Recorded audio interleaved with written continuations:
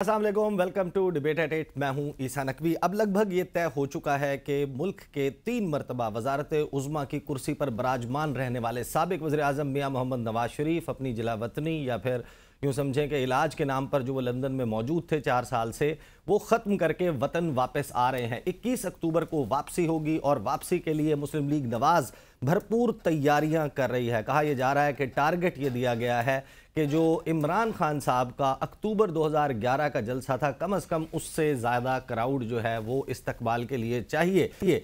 मियां मोहम्मद नवाज शरीफ ने इस हवाले से जो मीटिंग्स चल रही हैं मुस्लिम लीग नवाज़ की, उनका एक ग्रैंड मशावरती कन्वेंशन हुआ पंजाब के लोगों का।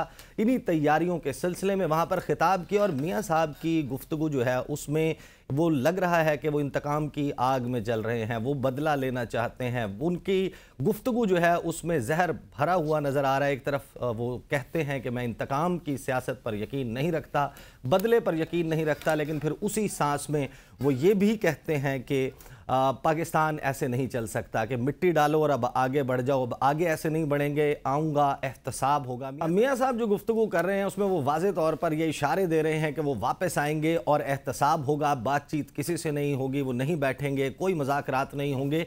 और एक ऐसा शख्स जिसके अपने हवाले से ये इल्ज़ामात मौजूद हैं कि वो एहतसाब के अमल से भागा हुआ है, सज़ा से भागा हुआ है, वो जब ये गुफ्तगू करते हैं माजी के वो नारे एहतसाब के याद आ जाते हैं कि जब वो परवेज़ मुशर्रफ साहब पाकिस्तान के साबिक डिक्टेटर, उनके ख़िलाफ़ भी एहतसाब की बातें करते थे। जब हुकूमत में आए उस एहतसाब का क्या हुआ, परवेज़ मुशर्रफ साहब को किसने भेजा, किसके दौरे हुकूमत में गए, ये भी सबके इल्म में है। अब मियां मोहम्मद नवाज शरीफ आने के बाद एग्जैक्टली क्या करेंगे? क्या एक ईजी सेल होगा उनका